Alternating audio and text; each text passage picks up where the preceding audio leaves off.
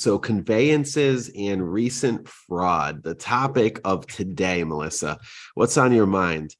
So, Amelia, we've been talking for a while. Fraud has been a problem, right? Everybody knows fraud is out there. People are stealing credit cards, people are stealing identities.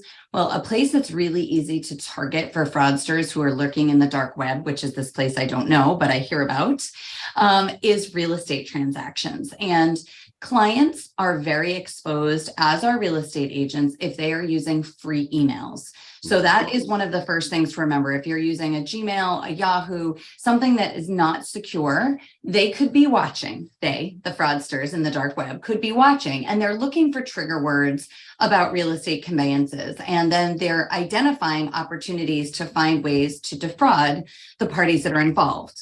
So we've been talking about this for a while, right? Wire fraud, for example. Oh, yeah. So there's yet another scam that has started. Oh, no. And it's pursuant to vacant land. So what's happening now is that fraudsters are posing as owners of vacant lands and asking realtors to market their property for sale. So they're calling realtors saying, I have this piece of vacant land and I'd like to sell it. And they're using and implementing strategies that you and I recommend to clients. Let's underprice it so that we'll create a little bit of a frenzy and a bidding war. And then, right, that's a good strategy. They're stealing the identities, right? Stealing the identities of these unsuspecting landowners who may not be local. They may be absentee landowners. And how would one know what's happening to their land?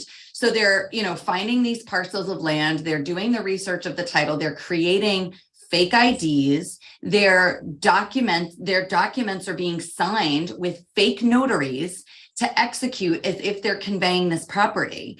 And that's what's happening. So it's really easy because you never have to necessarily meet them, right? It's vacant land.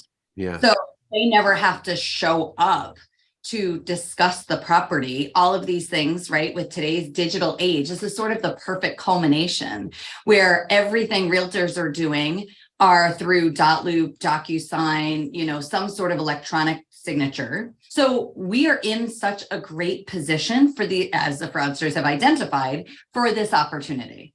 As a buyer, it's difficult, right? Because you're relying on your real estate agent and your real estate attorney to protect you. But we are all in a place where we can be duped as well, because these things are intended to look really slick and be really slick because the fraudsters have outthought, and they're already a couple of paces ahead of us to know what they should be doing so that nobody catches on. Certainly those securities are there for the client's protection, but if the client is using Gmail, they also open the opportunity for risk. So that is one of the problems that we often face, is that, our emails are secure, we have firewall, we have encryption, even if all agents involved are using professional domains. If the client is a Gmail or a Yahoo or a free email subscriber, they've opened the back door where now the fraudster can spoof the realtor or the attorney's emails. And that's how they're doing it. So I think you just have to, rule of thumb is ask before you are even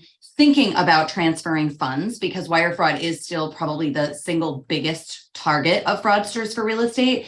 Before you initiate or consider initiating funds, make sure you are having a phone call from an independent phone number, like Google their phone number, call the office and say, hey, I've been asked to to wire you funds. I received this email. Just wanted to verify everything. That is the most vigilant thing that you can do. Yeah, it's a pain in the neck to have to make the phone call, but it's so worthwhile for your protection and benefit.